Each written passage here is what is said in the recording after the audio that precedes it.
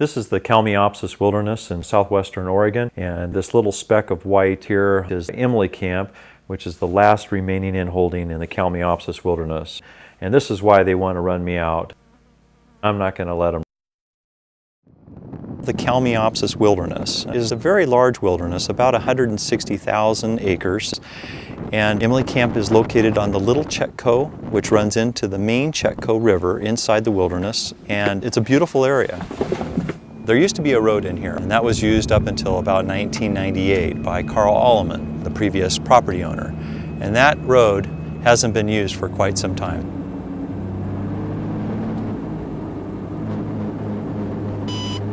The reason why you can't use it is because the environmentalists and the government don't want an in-holding to be in existence, so they want to throw up as many roadblocks as possible. So we get to the next mode of transportation, which is a helicopter.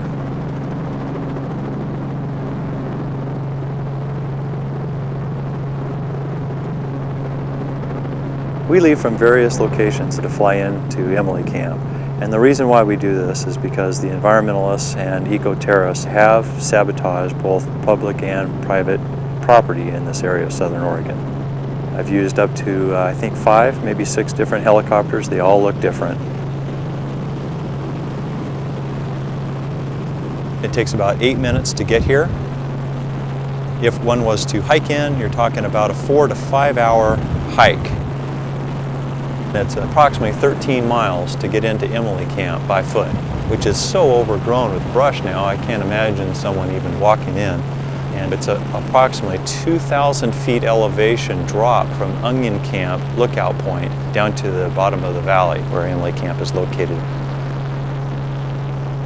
The road that used to be used to get into Emily Camp was used until the 1990s. At that time, Carl Alleman, who owned the property, had a number of unpatented mining claims besides Emily Camp. And the reason why he had access up until that time is because the 1872 mining law granted him rights and access to that. At that time, he lost those unpatented mining claims for some reason, and the only thing left now is Emily Camp, the private property. And that falls into a different procedure for permitting. Carl applied for that permit back in the 1980s. He went through a number of hurdles and eventually just kind of gave up on it.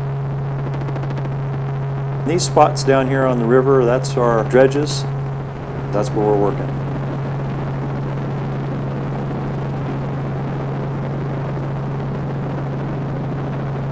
We built this helicopter pad. It's not a helicopter port, I might add. It is a helicopter pad. It's made out of material from on-site with a sawmill, from trees that were burned during the Biscuit Fire, and it makes for a very sturdy platform for landing here.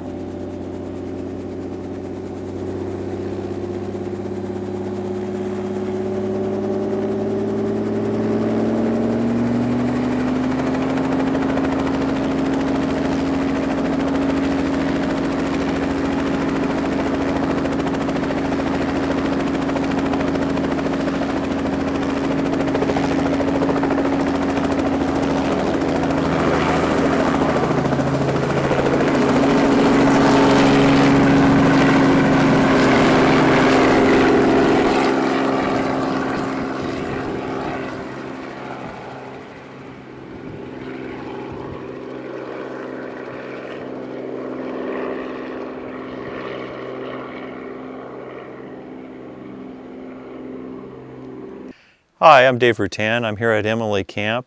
I have here in my hand some gold that's come from Emily Camp. Hopefully you can see some of this gold.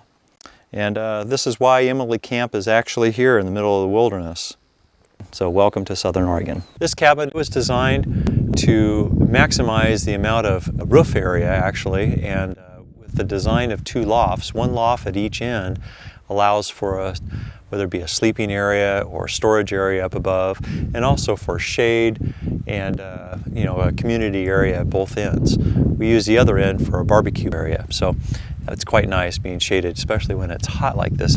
This cabin is used primarily for food preparation and storage of various items such as sleeping bags, safety and medical supplies. There's also a battery pack. There's chairs, there's tables, there's food staples. Up above there's room for 4 people to sleep in the lofts. This is on the inside of the main cabin door. We've continued a tradition here at Emily Camp to trace the larger pieces of gold found. That's a tradition that we started over at Wines Camp. Most of them are about 1 penny weight in size. This is actually wire gold, and it was shaped in a loop. Amazing. Very, very pretty and very unique piece of gold. It says there, wire gold loop. So we'll continue this tradition as time goes on. We have 3 other small cabins. They're approximately 120 square feet. They measure 10 by 12 and also have an overhanging loft. Inside there's a couple of beds, there's basic supplies for camping purposes. Nothing more than just a place to bed down and throw a little bit of gear. We do have names for each of these cabins now. We had a visitor a couple of years ago that really enjoyed Emily Camp and sent us these signs. The larger cabin is titled Emily Camp Saloon, well fit for that's where we prepare our food. And then of course here is the post office. And over here is the bank. And down at the far end is the jail. That's where we put the environmentalists. For my regular job, I'm a helicopter pilot. I met Dave about 5 years ago and started flying people into Emily Camp.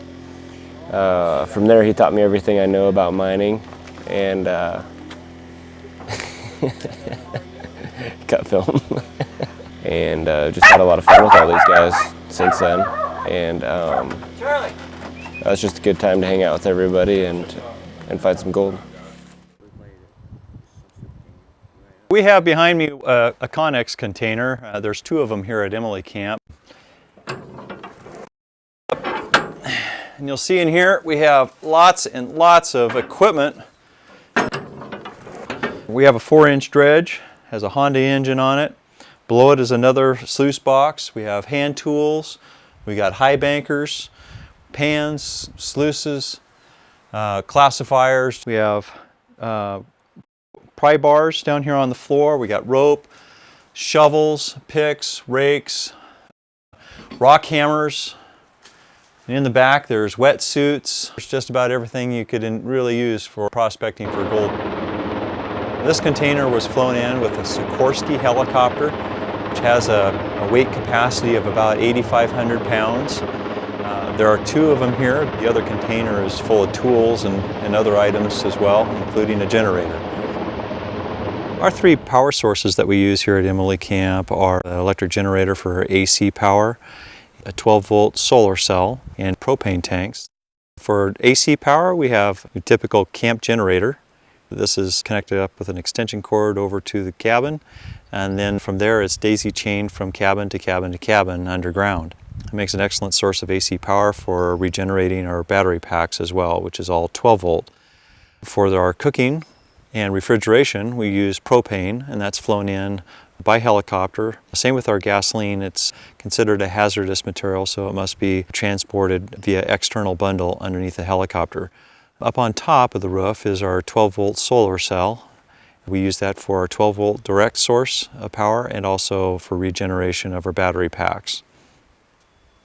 This is a huckleberry bush, which is located right outside of our cabin. We have huckleberries, we have ground blackberries. I'm picking these ripe huckleberries. Delicious. And this is the Little Chetco River. Emily Camp is on the Little Chetco.